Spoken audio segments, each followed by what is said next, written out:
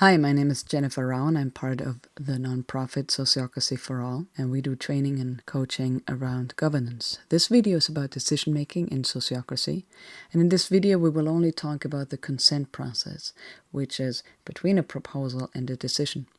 Where this proposal comes from really depends. You might be reviewing a proposal, or somebody in the circle might have written the proposal, or you generated a proposal together.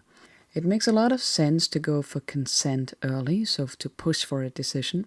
If we talk and explore, we might not be getting anywhere.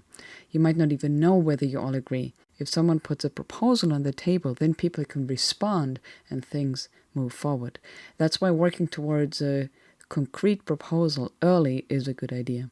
Don't wait until you have a sense that everybody agrees 100%, because then you might wait forever. Put something on the table and hear what people have to say. So the first step is to present the proposal. That sounds very basic, but often we forget because it seems obvious to us what we mean, but not to everyone. Make it clear, either in writing or verbally, this is the proposal. Then no one will say after the meeting, wait, that's not what we decided.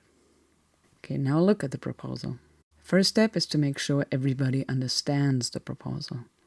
In Sociocracy, what we do is rounds, so you can see that our little team here goes around, each one asking their questions or saying that they have no questions. We don't skip people in a round because we want to move together as a group. By the way, this is not the time to make comments or to say, shouldn't we do this thing instead? The goal is only to understand what's right in front of us. Imagine you discuss a proposal and then you notice people have opinions based on misunderstanding. That's frustrating. So let's make sure people understand first. Once we know that everybody understands, let's see the reactions. People will have reactions anyway, so let's hear them all. We talk in a round again so everyone can be sure that they get their time to talk and will be heard. And depending on the group, you might want to limit people's contribution to a minute or two. We recommend this step because we want to hear everyone's input. That's valuable information. We want to hear the context, the meaning this proposal has for people, and to get a sense of how much support there is. This is also the time for appreciations, remarks, or to add what some people call friendly amendments, small ideas that are along the lines of the proposal and could be added in easily. Now, having heard everyone, we go directly into the consent round. If it really seems productive, you can add a second reaction round, but don't spin your wheels in reactions to reactions to reactions. People can always object to the proposal as is, or make a better proposal building on this one later. Let's try and focus on what we have right in front of us. So in this round, we hear from everyone, and there are two options. I object or I consent. A different wording is no objection, which equals I consent. As you can see, we just hear from everyone. Rounds are a great tool to stay focused. The round is complete. Now the facilitator asks the team member that had an objection to tell us more.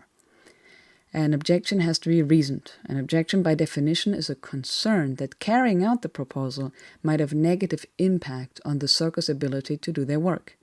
So if a team member objects, of course we want to hear why they are concerned about getting their work done. After we understand what's going on, everyone on the team might be able to relate to the concern. An objection always affects everyone since we come together to do work together. So now we want to hear the wisdom of the other team members. What comes up for you? There are lots of options on how to deal with objections. The first step is always understanding the objection and how the proposal on the table might create a conflict with the work of the circle. Once that is clear, let's see what we can do. We can revise the content, of course. We can also shorten the term for the proposal.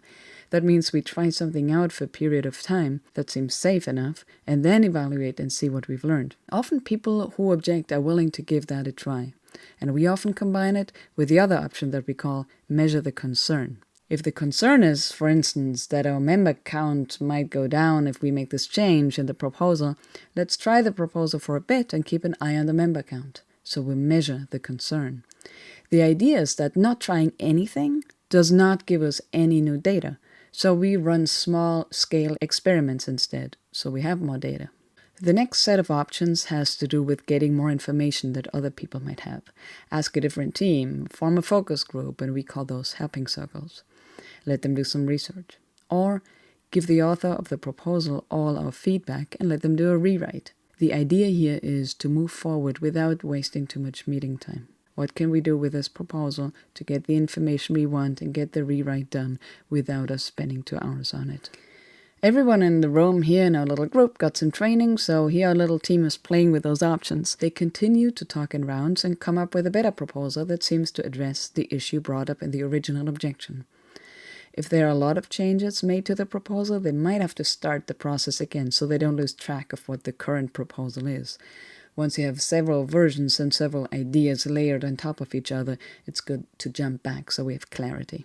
Now we're back to our consent round. The facilitator will ask everyone again, with a somehow modified proposal, whether they consent or object. If we have consent from all the team members, the decision is made. The facilitator announces the decision, and you make sure it ends up in the minutes, and don't forget to celebrate what an awesome team you are. I'm Jennifer Rao. I'm part of Sociocracy for All, and you can see our website for more content like this.